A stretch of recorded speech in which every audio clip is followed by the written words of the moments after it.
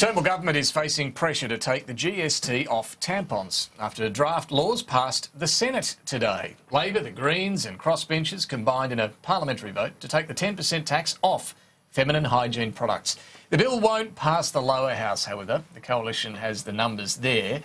But Labor certainly has been seizing on this in the Senate today to continue their political push. The opposition is promising to replace the $30 million in annual tax revenue from applying the GST to tampons by instead applying the GST to a number of natural therapies that aren't currently covered. Well, the Greens have long been campaigning to take the GST off tampons, and Greens Senator Janet Rice joins me now. Thank you very much for your time. Hello, David. How Lovely to important be was here. this vote in the Senate today? It was a really significant vote because it really showed that the Senate, at least, is listening to the people of Australia to say that this sexist, unfair tax that should never have been there in the first place should be removed. The states, however, are the ones that really hold the key to this, aren't they? Is it? Can the federal parliament do anything? Well, it really can. about the states? fact that my private senator's bill got up and has got through the Senate shows that the power is within the federal parliament, that we can actually move legislation to remove this GST. So just to be clear on this, the power, you don't need the states to do this. But what that would mean without the states is it would be overriding a Commonwealth state agreement. And there's understandably significant reluctance to do that. But we know, in fact, that the majority of the states and territories are supporting the call to remove Do the we know that? tampon tax. How do we know that? Certainly Labor. I wrote to all the treasurers of the states and territories and asked them, and quite a few of them responded to me and said that they were supporting our move. And Labor have said that all of their Labor premiers are willing to support who's the move. not? Are we talking New South Wales? We're talking New South Wales, Tasmania, and what the other Liberal state, which. South Australia now, that's right, South Australia. And so what we are saying is, look, this can be overcome pretty easily by the Prime Minister showing some leadership.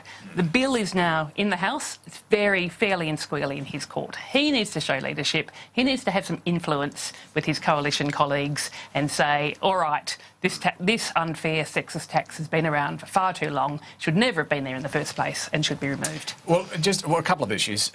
One of the Liberal senators who argued against this today pointed out it really isn't a huge impost on women, that's suggesting, what is it, $11 a year that you end up paying in GST on sanitary products. That's, I reckon, if you pay for discount rates for your sanitary products. Right. If you're a mother with a family of teenage daughters, you're going to be paying a lot more than that. Right. If you live in remote and regional areas, you're going to be paying a lot more than that as well. Is this about the money or about the discrimination? It is about the money because for people on low incomes, it is a significant amount of money. And so they can be choosing as to whether to buy tampons and pads or whether to buy food.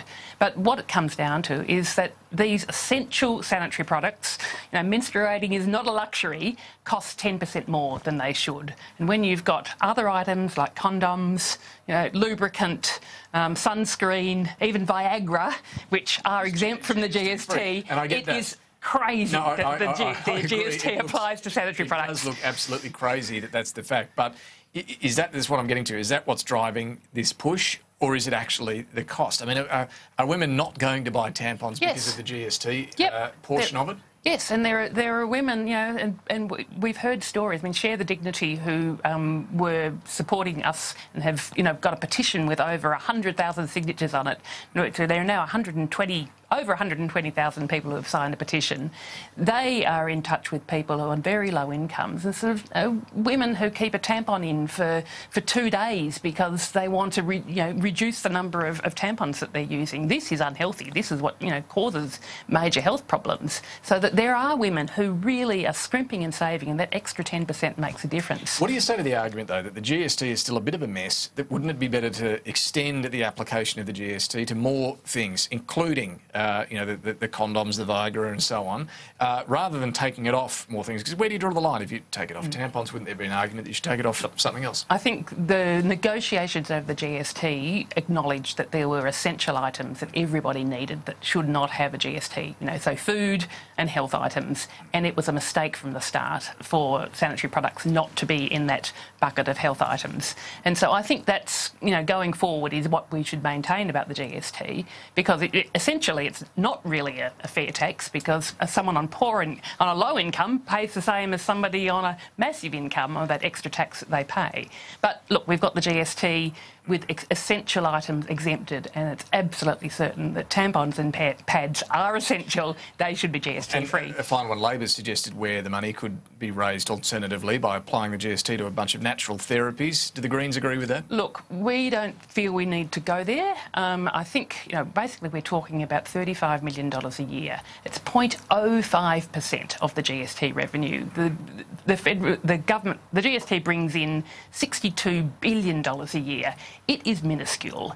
The government pulled $120 million out of their back pocket last year for the plebiscite on marriage equality. They could find the $35 million a year from anywhere in the budget very easily. We don't need to be sort of specifying exactly, what it should be replaced with.